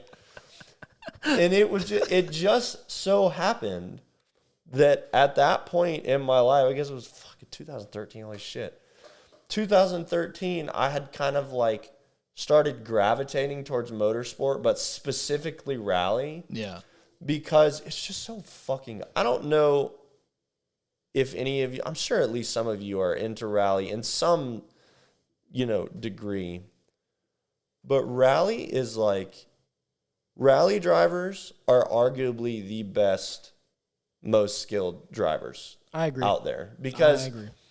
If you take a rally driver out of a rally car and put them in any other type of car in motorsport, they can make it happen. Mm-hmm. If you take an F1 driver out of an F1 car and put them in a rally car and a rally stage, it's not going to be like this seamless transition like it would be the other way around. Yeah.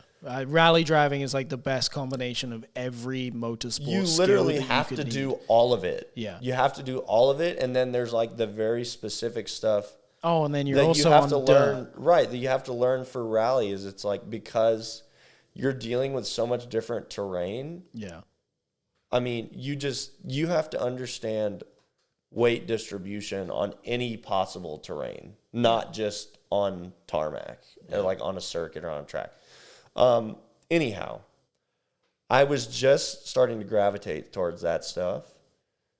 And so Dirt Rally came out and it was like a sim. I didn't have the sim rig yet. I played that for the first like 2 years on a controller. But like that was, once I got that game, that was the only game I played. I just stopped playing other video games altogether. I just only played Dirt Rally.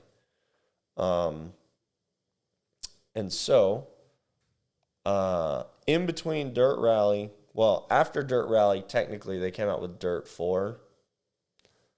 I was very unimpressed by Dirt 4, and it sounds like that was pretty common across the board. After Dirt Rally, 6 years later, all 6 years, I was still playing the original Dirt Rally just every day. They came out with Dirt Rally 2, which is what we have on the sim rig right now. And it's a good game. That was in 2019. Yeah. And you think about how much like graphics have grown in that period of time. Still looks pretty fucking good, doesn't it? No, it does. And Dirt Rally 2 is a really, really fucking fun game. You know what's funny? Since I've been playing Forza on the sim rig recently, I've gotten very used to that. The other day I was bored. I was like, I'm going to go back on Dirt Rally. I'm going to send it around my, usual rallycross track that I got really, really good at. Yeah. Oh, my God. Totally fucks up your flow. Useless. It's totally different. No, I had a solid try for 45 minutes, and I did one lap that was actually good. I now have to relearn how to Honestly, it's hard. I'm kind of weird in that, like, this is such a weird, like, possibly elitist thing to say because I have a sim rig, but when I have, like, a good amount of time to sit down and play the sim rig, I like to try and, like, split it up, kind of. I like to do, like, a little bit of circuit stuff on Forza. Yeah. And be able to, like, heel toe and shit. But then I'll switch to Dirt Rally to, like, make sure I still have both driving modes in my brain. Just go ham on that. Yeah. Like, but no, Dirt Rally, I guess Dirt Rally 2 is the most relevant now, is both Dirt Rallies are far and away my favorite games that I've probably ever played. I will enjoy them until I die. Yeah. And with a sim rig, they're just, you can attest, they're just, I mean, difficult to say the least, but it's very rewarding Once you start figure getting out. it, yeah. Okay, one game I want to mention before we summarize. I don't know if anybody else played this, but LA Rush. Never heard of it. Yeah, to me it was cool because West Coast Custom was in the game, so you could take cars and have them pimped out, whatever. It was just a really good game. I'm pretty sure there was a Pimp My Ride the game. Now that you said that, I'm pretty sure there was, and it was awful. You know what? I can only imagine. You know what else was a really fun game that had cars in it? What? Fucking Simpsons Hit and Run. That shit was gas. I never played that. Are you joking? I couldn't tell. Oh, I played Crazy Taxi, though. Yes. Did you ever play yeah, that was one of my early games for Yeah. sure. God, man, there's so many good games that car just games, pop up. Fuck. There was a Fast and Furious Tokyo Drift game. Was it really? There actually was, and it was good. I was gonna say it was honestly probably pretty sick. No, but it was a probably good just game. super overshadowed by Need for Speed and stuff. Yeah. But I think it came out later. It came out considerably later than the movie did. Really? And I don't know if it was actually if it was associated with the franchise or not. But it was a good game. I really enjoyed it. It had the same basic storyline and the cars. I don't remember exactly, but I'm sure it was cool. okay. How have movies, TV shows, and video games affected the car community as we know it now? I mean, honestly, I think the best way that we can put it is kind of what we talked about really in the beginning is just try and wrap your head around what this would look like without the Fast and Furious franchise. Yeah. I mean, that's yeah. I think the answer is kind of that question. Is it's again, we did kind of discuss the Need for Speed Underground and Underground 2, definitely helped the world building process of, right? Modified, really JDM, but Euro stuff too, Volkswagens, this and that. They really worked hand in hand to kind of create what ultimately got bigger and bigger and bigger and bigger. And since then, we've just been, the styles have kind of been doing their thing, but it's really cool. I was going to say, I think that at least video games for me, as a kid, just opened up the perspective that you could personalize vehicles. Mm-hmm. Because, from a super, super young age, I've been obsessed with cars from a mechanical aspect. I just loved things that were loud and they moved and they intrigued me. And I think video games and Fast and Furious played a part in this too, but it opened up that world to me where it's you can personalize a vehicle. You can do crazy paint jobs, lower them, put wheels on them, all of that stuff, body kits, blah, blah, blah. Before, or if that stuff hadn't have happened, I maybe wouldn't have been exposed to that, or wouldn't have been exposed in the same way. And the fact that, personalizing a vehicle or treating cars as art is such a big part of literally my genetics. Yeah. It's crazy to me to think that if that wasn't a thing, how would I interpret cars now?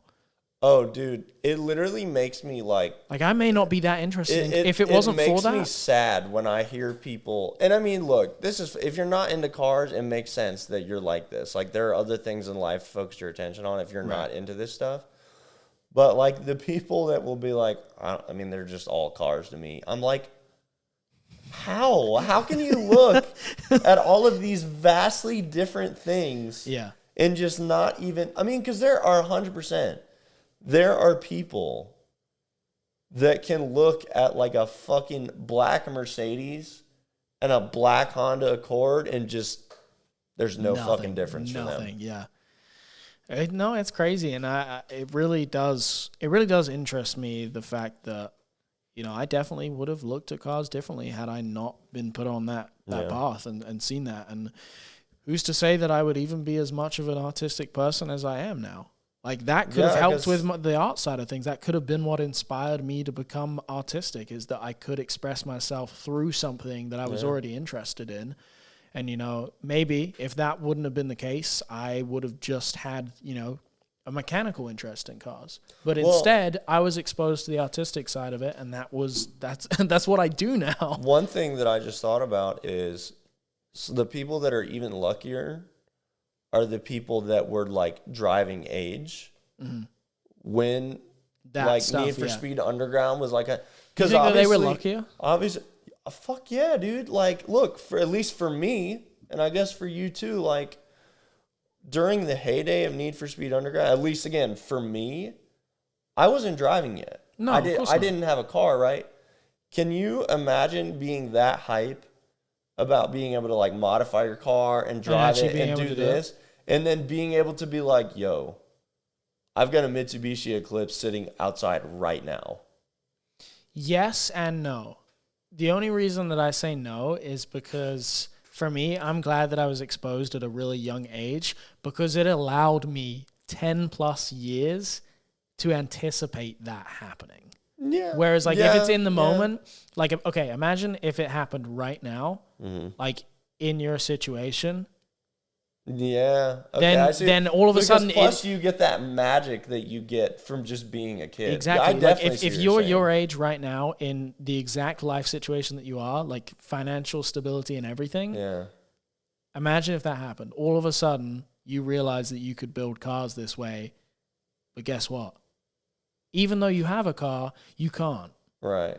Because you can't afford it. Because you're dealing with adult. Yeah. Yeah. Right. And that's why I think that, for me, I think we're the lucky ones to be exposed at such a young age, is because we got like, you know, over 10 years to literally just like, just season. This is my favorite conversation of this entire episode. Seriously? Right now. Yeah. That is like so interesting. And I've never thought about that before until you said that. Yeah, I think that we're really lucky. They both have pros and they both have cons, but that's super interesting. But I think that we were really lucky to be exposed to that so early on that we just, it had so much time to build up anticipation that when, you know, we could come out into the world and build cars, we're ready for it. Yeah. You know? It's true. So I think that's a really cool thing. I'm very thankful for being exposed to video games, movies, TV shows, all of that stuff. And I was an outdoors kid. I did not spend all that much time playing games or, you know, watching movies or TV shows, but I'm glad that I got enough exposure to it. Kids aren't outside enough anymore. Man, I was back in my day.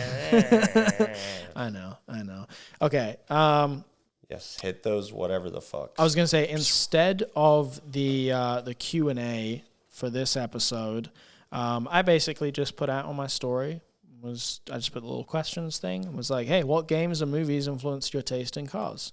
It's for the podcast. And okay, I have to mention this first because I am so fucking proud that this just happened. My homie Bianca Heinz from Texas, she's an incredible photographer. This is top of the list. It says The Italian Job. And I messaged her and I was like, please tell me you're talking about the original. She's like, yeah, with the Mini Coopers. I was like the Mini Coopers, like not the BMWs. And she's like, the Austin Healey Mini Coopers. She's like, yes. I'm like, yes, somebody else knows The Italian Job. And they're American. That's a good thing. But okay. 007. All the James Bond movies, Need for Speed Underground 2, The GOAT, of course. Got Pro Street on there. Somebody said old race footage from the 90s. I definitely was I'm not here for doing that all fucking day. I would watch that now. Fuck, dude. If I was like, I mean, I don't know what age they're talking about when they did that, but like, dude, even if I was not able to play any of these video games, if I was given access to like old fucking motorsport really of any kind, like the one that immediately pops into my head for some reason when they talk about the 90s is DTM. Do you know what DTM is? Yeah. Okay. I fucking love DTM. Fucking dude, have you ever spent any considerable amount of time watching like videos of DTM? No, I don't think I have. It is the coolest fucking shit you will ever see. Like, you just have all of these fucking BMWs and Mercedes and all this. I mean, there was a bunch of other DTM cars too, but like, fucking off the berms on like corners and stuff, and they would just fucking yeet off of it to pass each other. Oh, yeah. Yeah. Like, it is just so fucking, like, those guys, fuck. And then I won't even talk about Group B Rally. That's like a whole other. This list is a lot of people saying the same thing over and over again. I'm trying to look for the ones that are, like, different because, obviously, we've mentioned most of these. Let's see. Tokyo Extreme. Somebody mentioned that, of course. Somebody said Shrek. Yo, shout out to It's Juice Bro for just saying Shrek. I'm glad that I inspired your taste in cars. I'm going to click on his account. It's going to be like a bright green Shrek-inspired car or something. Well, I'm like, wow, the joke's on us because you really did that. He was that guy that owned that rig that Ben saw. What? Oh, dude, there was Ben saw this semi that was Shrek themed. His face right now. Oh my god. That shit was one of those things where it's like awful taste but great execution. Like that was a very expensive airbrush mural all over that truck. And honestly, it looked great, but it's just like what a weird theme to have. Feel like but hey, he had vision. I was gonna say I feel like the guy started it like early, like 10 years ago when he was really into Shrek because his kids loved it or whatever, and then didn't really finish it until like a year ago, and then all of a sudden he's just stuck with like a Shrek-themed semi.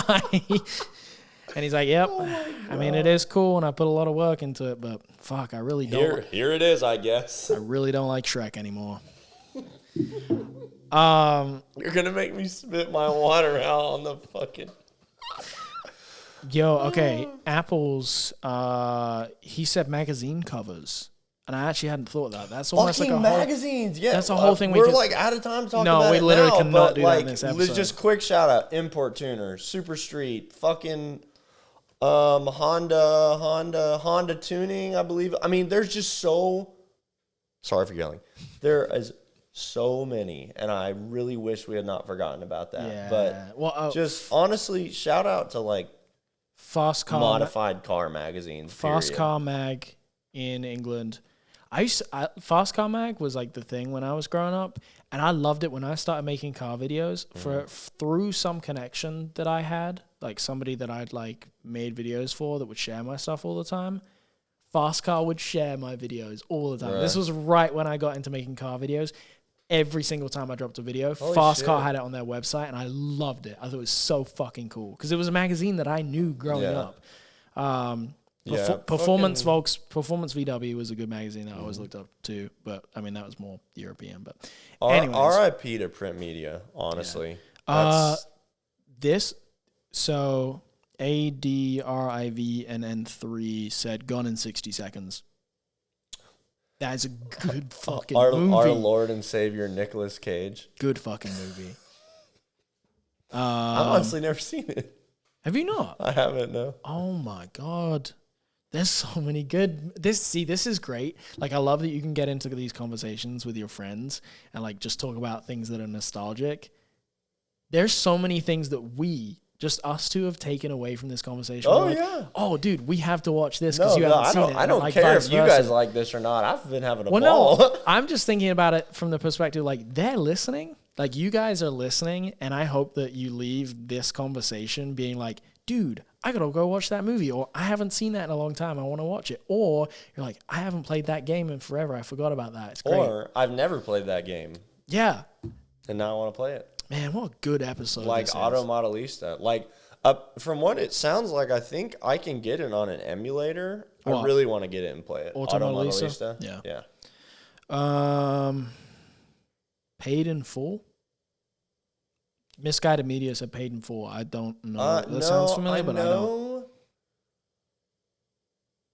Hold on.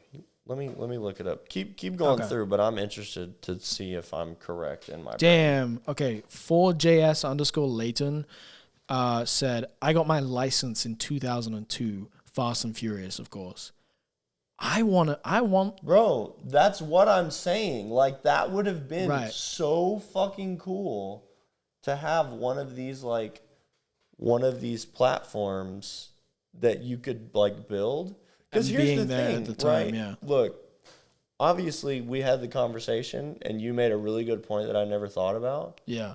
But no, But I can would you love to imagine imagine the being, opposite like, perspective. Yeah. being like there, and you can like literally dive into like the Just- specific, like the brands, Just the imagine, style. like, I mean, okay, right now, Underglow, the actual brand, like imagine like, yo, I've got my car home, blah, blah, blah.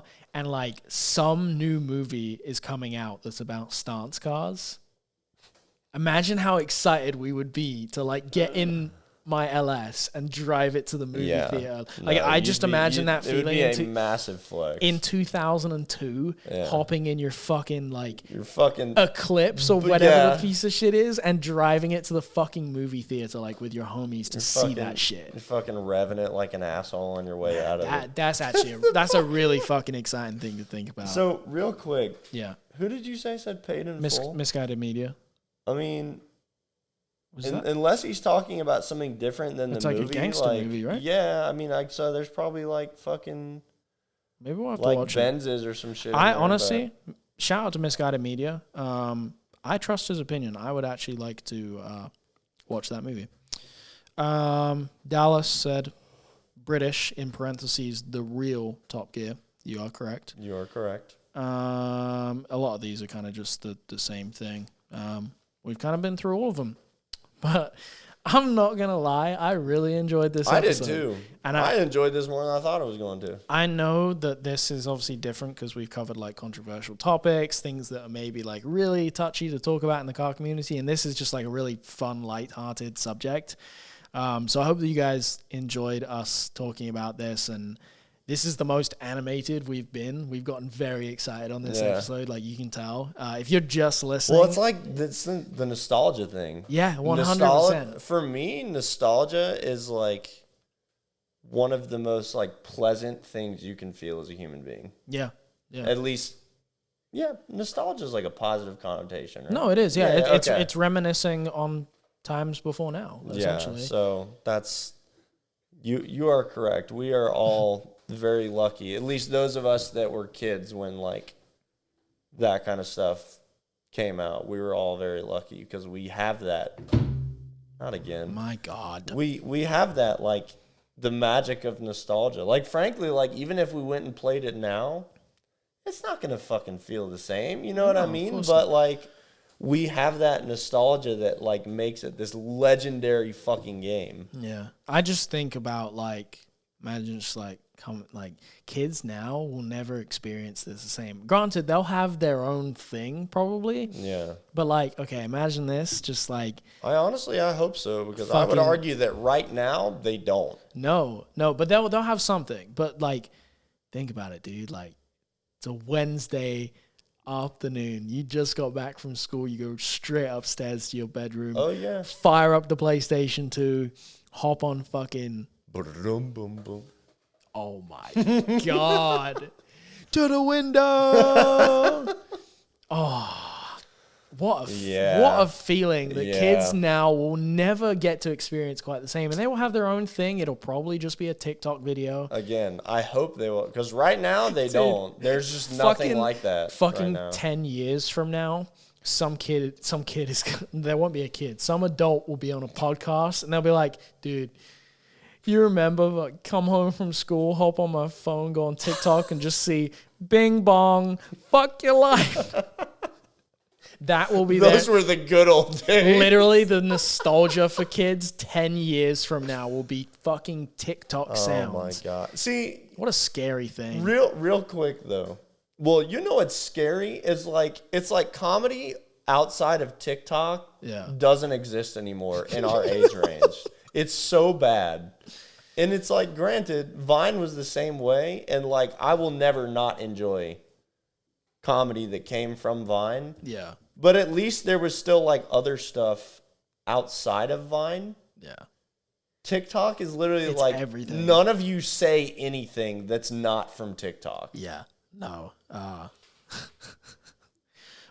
Anything that anybody says that I think is funny, even if they obviously like to take credit for it, eventually I find out that it came from TikTok, and I'm like, for fuck's sake, man. TikTok has actually ruined comedy. TikTok has ruined a lot of things. I literally think that if you tell any kind of traditional jokes they will not fly anymore. No, they won't land because the same way, things are only funny if they're just out of context fucking sounds.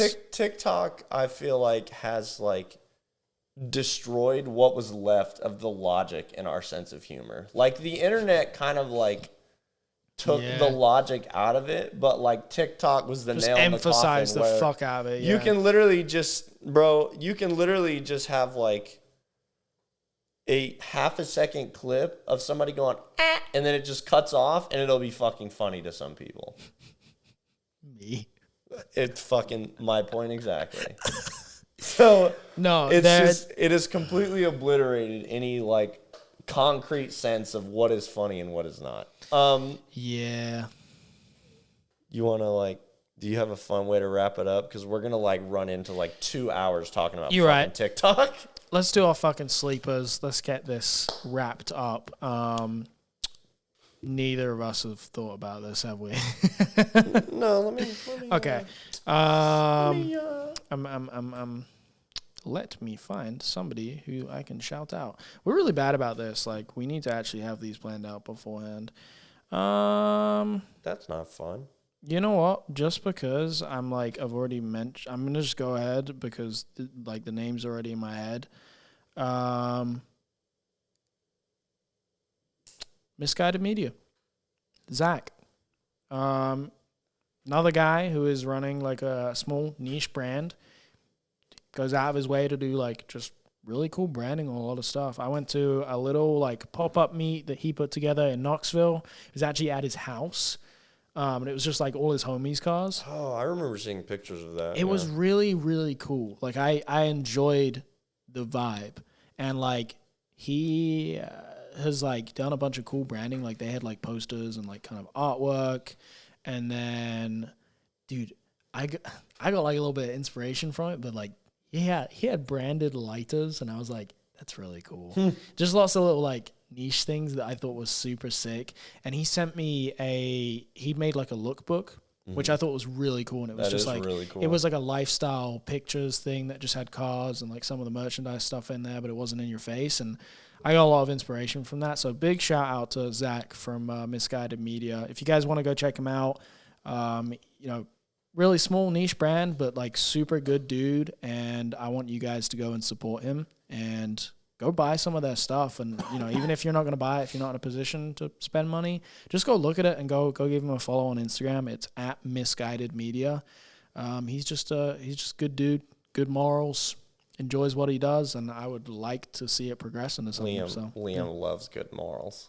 I do, man. I really like. He literally, I've heard him several times like point that out when he's talking to me about people. Well, okay, like the thing for me don't get me wrong, it's not a bad thing. I just think it's funny that you put so much emphasis on it. No, it's an important thing for me. Like when I pick and choose stuff that I want to support, I'm very picky about like things that morally align with me. I don't like supporting stuff that, you know, people have like really opposite beliefs of me, or like, as you should. And it very much from like a business perspective, I do not care for businesses that are just out there to profit off of people. I hate it. I really, really hate it. And my morals are very much aligned with, you know, doing good things for people, improving the community, and just like people who don't have the ulterior motive of making money from their business.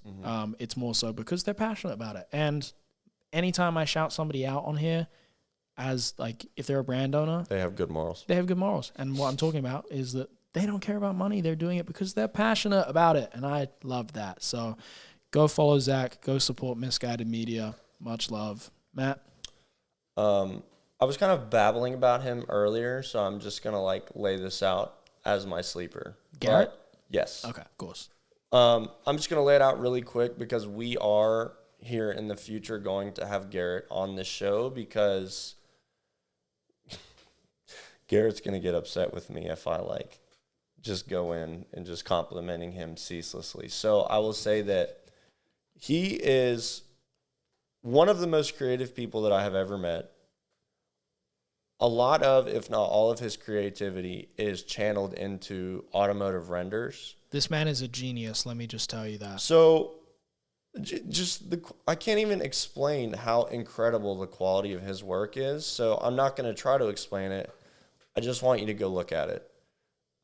At sad.machines on Instagram. And just look at the details, y'all. Don't even just look at the cars. Look at what he puts in the environment. Look at the decals. And some of, there's like different stuff. Like one of his things that he does is he'll do like Atasha stuff on like stuff where you wouldn't find Atasha, right? Yeah. And so, there are people understandably that are not into Atasha like that. But like you can literally just act like the Atasha's not there, which appreciate it. But you can look at it like the Atasha's not there. There are more than enough other details for you to be able to appreciate. I mean, this guy,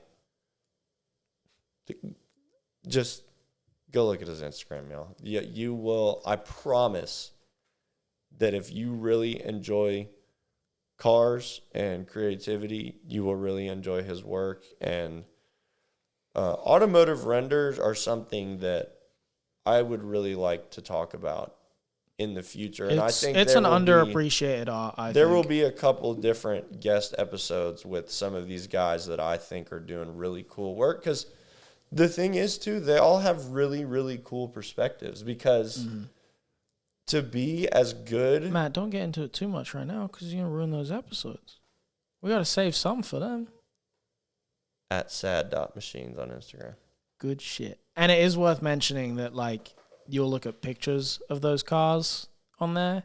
These are not pictures that they're renders. It's literally a 3D model they have created. Like, and they get just go look, y'all. At sad.machines.com, and then you can honestly go down the rabbit hole from there. All right, guys. Thank you for tuning into this episode. This was really fun. Little longer than usual, but I think I apologize. It was a little long. Yeah, I think it was worth it. I mean, if you listen to even like halfway, I feel like you enjoyed it enough to not worry too much about us going over. So, but either way, we appreciate that. Anyways, guys, thank you so much. The response has been incredible to every episode so far. We've been really enjoying all of the feedback, and the numbers are actually a lot more impressive than I was expecting. There's quite a lot of people that are tuning into this, which I didn't expect to happen at all. This is long form content. It's amazing that we're able to get people to, listen to stuff for this long. And so thank you guys. Seriously, we cannot say thank you enough. Like, it's insane. You guys are sharing this and saying how much you love it without us prompting you to do so. It feels amazing. At least for me. I'm sure it does for him too. No, it really does. It's just unbelievable. We look forward to doing this every single week. And the schedule is every Monday. You can tune in, Spotify, Apple Podcasts, or on YouTube if you would like to watch it. But that's about it, guys. Not sure what next week's episode is going to be, but we will figure it out. And I think we're going to make a list real soon of kind of all the episodes that we want to touch on and try to get guests on here soon because I know people are dying to.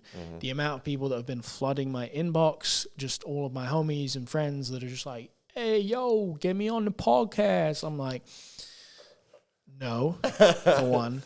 Just because I'm going to put this out here bluntly, just because we're friends does not mean you need to be on the podcast. Sorry. I really hate if that hurts your feelings, but like it sucks. The point of the podcast is that we have valuable things to talk about. If it's like, okay, there's some of my friends that we can have on and tell some stories. But like, no, I swear to God, some of you guys have nothing to add to these conversations besides the fact that you just want to be on the podcast. So we will be picking and choosing. Liam is the one saying all of this, not me. We'll be picking and choosing guests that we actually want to have on here, and hopefully starting with that really soon. But thank you guys for tuning in. We love you. Yeah, we will see you in, well, we may not see you, but you will hear us in the next episode. Yes, you will. Thanks, guys. I need a new sound because we've already played these. But tell Joe Biden right now. Why would you play literally the same one that we ended on last time? You're right. Boy, you look like a motherfucking That was my response to you doing that. Yeah. That's the one. Send it. Good night. Love you. Bye. Jesus fucking shit. What? Seeing your face on video when you did that. These chairs suck. But they sure are doing their fucking job. Yeah, for these last two you mean fucking in the sense that I can sit on them? Yes. Yes, I'm glad that the chair does the bare fucking minimum of its job. The chair. Well, here, I will say this though. What? The chair doesn't come past our like shoulders / arms. Yeah. So it looks a little bit more like put together, like, you know what I mean? All I can say is Oh shit, that sucks. Look over my shoulder. what, the cable? Yeah. I don't give a fuck. If you guys are watching this, you suck.